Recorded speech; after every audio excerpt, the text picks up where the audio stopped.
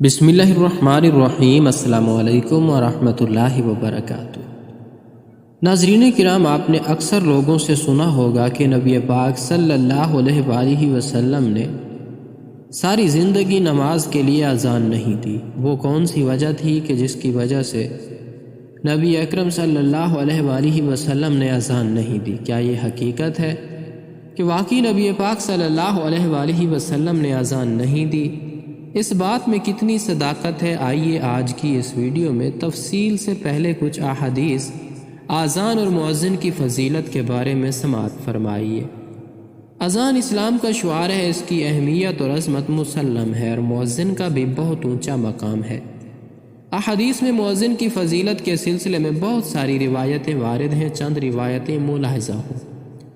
حضرت عبد الرحمن بن ابی سعصہ کہتے ہیں کہ مجھے ابو سعید خدری رضی اللہ عنہ نے یہ فرمایا کہ میں دیکھتا ہوں کہ تمہیں بکریوں اور جنگل میں رہنا پسند ہے، اس لیے جب تم جنگل میں اپنی بکریوں کو لیے ہوئے موجود ہو اور نماز کے لیے اذان دو تو تم بلند آواز سے اذان دیا کرو، کیونکہ جن و انس بلکہ تمام ہی چیزیں جو مؤذن کی آواز سنتی ہیں قیامت کے دن اس پر گواہی دے گی۔ ابو سعید خدری رضی اللہ عنہ نے فرمایا کہ یہ میں نے نبی کریم صلی اللہ علیہ وآلہ وسلم سے سنا ہے۔ عبداللہ بن عمر رضی اللہ تعالیٰ عنہ کی ایک روایت میں ہے کہ جہاں تک مؤذن کی آواز پہنچتی ہے وہاں تک کہ وہ تمام چیزیں جو اس کی اذان سنتی ہیں سب اس کے لیے مغفرت کی دعائیں کرتی ہیں۔ حضرت معاویہ رضی اللہ تعالیٰ عنہما فرماتے ہیں کہ میں نے رسول اللہ صلی اللہ علیہ وآلہ وسلم سے سنا ہے کہ قیامت کے دن اللہ تعالیٰ مؤذن کی گردن کو تمام مخلوق سے بلند فرما دیں گے۔ مطلب یہ ہے کہ اللہ تعالیٰ مؤذن کو قیامت کے دن بہت اونچا مقام عطا کریں گے۔ عبداللہ بن عباس رضی اللہ تعالیٰ عنہما سے روایت ہے کہ رسول اللہ صلی اللہ علیہ وآلہ وسلم نے فرمایا، جو شخص ثواب کی امید رکھتے ہوئے 7 سال تک اذان دے تو اس کے لیے جہنم سے خلاصی لکھ دی جاتی ہے۔ عبداللہ بن عمر رضی اللہ تعالیٰ عنہما آپ صلی اللہ علیہ وآلہ وسلم سے روایت نقل کرتے ہیں کہ 3 قسم کے لوگ قیامت کے دن مجھ کے ٹیلے پر ہوں گے، جنہیں دیکھ کر تمام اولین و آخرین رشک کریں گے۔ ایک ایسا غلام جو اللہ اور اپنے آقا کے حقوق ادا کرتا ہو، دوسرا وہ امام جس سے اس کے مقتدی راضی ہوں، تیسرے وہ مؤذن جو 5 وقت کی اذان دیتا ہو۔ حضرت ابو ہریرہ رضی اللہ تعالیٰ عنہ سے روایت ہے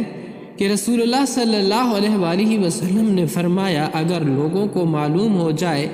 کہ اذان دینے اور پہلی صف میں کھڑے ہونے کی کتنی فضیلت ہے، پھر وہ اس پر قرآن اندازی کرنے کے بغیر کوئی چارہ نہ پائیں تو وہ اس پر ضرور قرآن اندازی کریں، اور اگر وہ جان لیں کہ نماز کے لیے اول وقت آنے میں کیا فضیلت ہے تو وہ ضرور اس کی طرف دوڑ کر آئیں،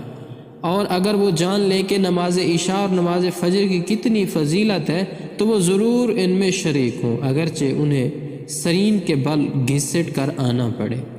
ابو ہریرہ رضی اللہ تعالیٰ عنہ کی روایت میں ہے کہ آپ صلی اللہ علیہ وآلہ وسلم نے خاص طور پر مؤذن کے لیے مغفرت کی دعا فرمائی ہے۔ مؤذن جس طرح اذان کے ذریعے اللہ تعالیٰ کی بڑائی کا اعلان کرتا ہے اور اس کی وحدانیت کا ترانہ گاتا ہے، اسی طرح کا اس کو اجر بھی رب العزت مرحمت فرمائیں گے کہ قیامت کے دن یہ تمام پر بلند ہوگا، اس کو امتیازی شان حاصل ہوگی، اور وہ ساری کائنات جس نے اس کی آواز سن لی ہے اس کے حق میں گواہی دے گی۔ یہ وہ اجر ہے جو حدیثوں میں مذکور ہے۔ احادیث میں بعض فضیلت 5 وقتہ نمازوں کے لیے اذان دینے کے ساتھ خاص ہے، اور بعض ایک معتدبہ وقت تک مستقل اذان دینے کے لیے، لیکن باقی دیگر احادیث اذان دینے والے کی فضیلت میں وارد ہیں، جیسا کہ آپ نے اوپر اس کی تفصیل ملاحظہ فرمائی ہے۔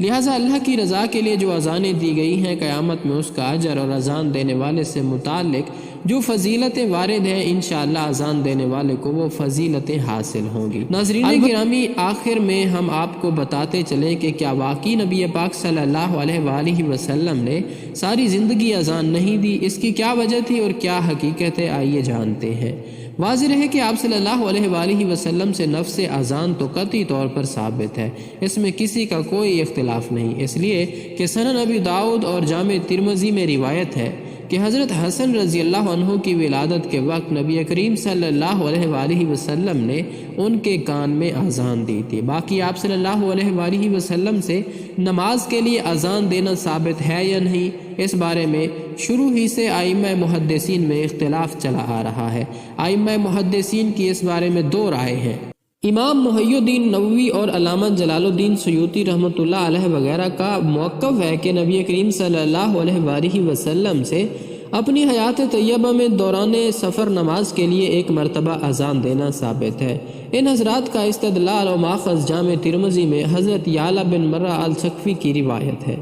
علامہ ابن حجر الاسقلانی، علامہ زرقانی، علامہ دارقطنی اور اس طرح علامہ سہیل رحمۃ اللہ علیہم یہ حضرات ترک مباشرت الاذان یعنی نبی کریم صلی اللہ علیہ وآلہ وسلم سے نماز کے لیے اذان کے ثابت نہ ہونے کے قائل ہیں۔ ان حضرات کا کہنا یہ ہے کہ ترک مباشرت الاذان کا مسئلہ نبی کریم صلی اللہ علیہ وآلہ وسلم کے خصائص میں سے ہے، لہٰذا اب یہ اشکال کہ یہ بات ناممکن ہے کہ نبی کریم صلی اللہ علیہ وآلہ وسلم نے ایک کام کرنے کا حکم فرمایا ہو اور خود ایک مرتبہ بھی اس پر عمل کر کے نہ دکھایا ہو، یہ سوال باقی نہیں رہتا۔ خلاصہ یہ ہے کہ نومولود بچے کے کان میں اذان دینا نبی کریم صلی اللہ علیہ وآلہ وسلم سے قطعی طور پر ثابت ہے۔ باقی نبی کریم صلی اللہ علیہ وآلہ وسلم سے نماز کے لیے اذان دینے کے بارے میں محدثین کے مابین اختلاف ہے۔ نیز الامام المحدث الفقی مولانا محمد عبد الحی لکھنوی رحمۃ اللہ علیہ نے اپنے ایک رسالہ